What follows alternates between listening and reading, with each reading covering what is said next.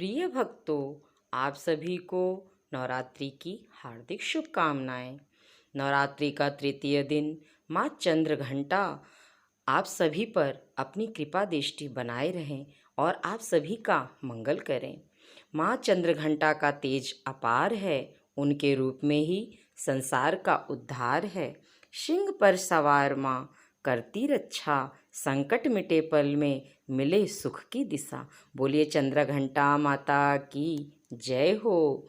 माता चंद्रघंटा की बहुत ही धूमधाम से विधि विधान से पूजा की जाती है। नवरात्रि के तीसरे दिन सुबह स्नान कर शुद्ध वस्त्र धारण करके पूजा स्थल पर माँ चंद्रघंटा की प्रतिमा या चित्र स्थापित करके गंध पुष्प धूप दीप और नैवेद्य अर्पित करके माँ को लाल या पीले फूल गुड़ दूध और मिठाई विशेष प्रिय है। इन चीज़ों का भोग लगाकर माता रानी की कथा को सुनना चाहिए और माँ चंद्रघंटा के इस मंत्र का जाप करना चाहिए। ओम देवी चंद्रघंटाए नमः। माता की इस दिन उपासना करने से जीवन में सफलता, शांति और साहस प्राप्त होता है। तो आप सभी मिलकर बोलिए माता चंद्रघंटा की जय हो। प्रिय भक्तों, आइए आज आप सभी को माता चंद्रघंटा की पावन कथा सुनाती हूँ।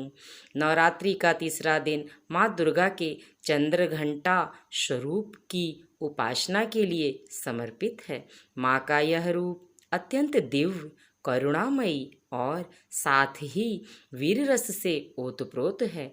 इनके मस्तक पर अर्धचंद्र से आकार की घंटी शुभ सुशोभित है, जिसके कारण इन्हें चंद्रघंटा माता कहा जाता है। माँ का यह रूप भक्तों के लिए शांति, सौम्यता और भयनाशक का प्रतीक है। तो प्रिय भक्तों, आइए माता की कथा को श्रवण करते हैं।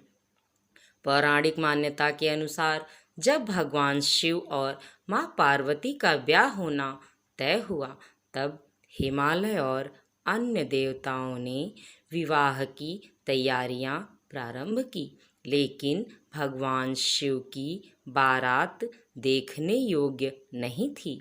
उसकी बारात में भूत प्रेत, पिशाच, योगी, नाग और अघोर साधक शामिल थे।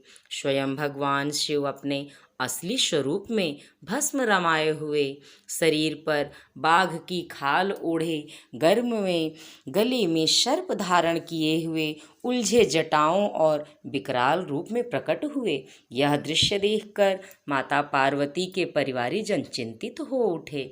पर्वतराज हिमालय भी मन ही मन घबराने लगे कि इस विकराल रूप में विवाह कैसे संपन्न होगा। बारात की दशा देखकर वहाँ के लोग भयभीत हो गए। माता पार्वती ने यह स्थिति देखी तो उन्होंने अपने चंद्रघंटा स्वरूप को धारण किया।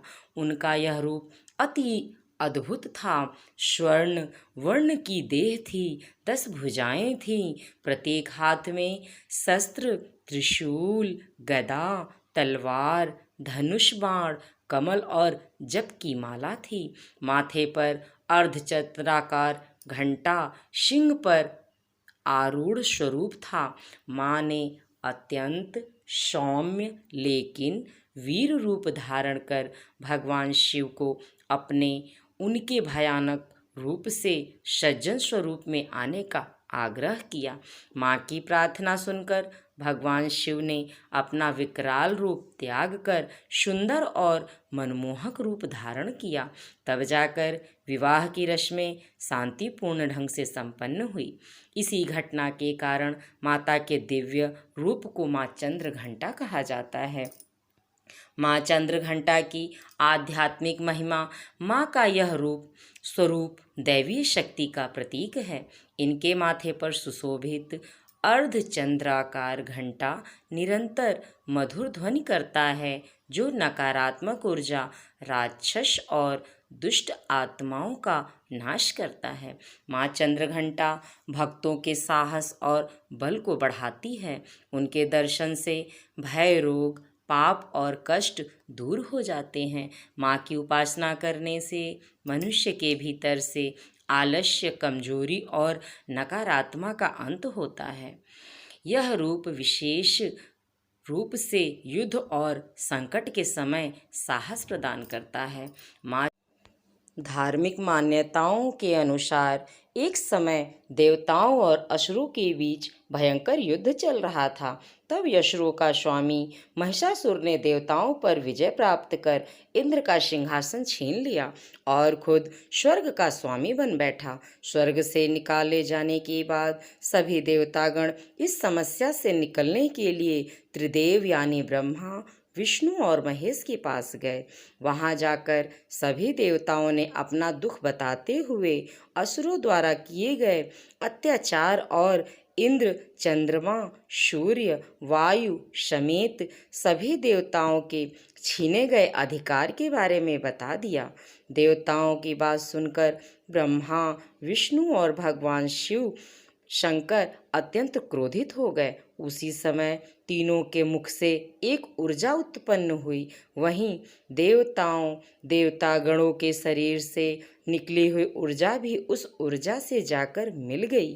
तभी वहां एक कन्या उत्पन्न हुई। तब शंकर भगवान ने उस देवी को अपना त्रिशूल भेंट किया। भगवान विष्णु ने उन्हें अपना चक्र प्रदान किया। इसी तरह हर एक देवता ने माता को अस्त्र शस्त्र प्रदान किए। इंद्र ने भी अपना वज्र और ऐरावत हाथी माता को दे दिया।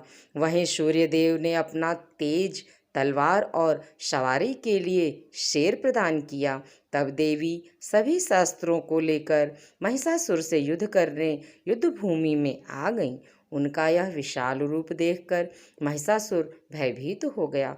तब महिषासुर ने अपनी सेना को माता चंद्रघंटा पर हमला करने का आदेश दिया। देवी ने अपने अस्त्र शस्त्र से असुरों की सेना को नष्ट कर दिया। इसके बाद महिषासुर और देवी में भयंकर युद्ध शुरू हो गया और अंत में माँ चंद्रघंटा ने महिषासुर का संहार कर देवताओं को उनके अत्याचार से मुक्ति दिलाई।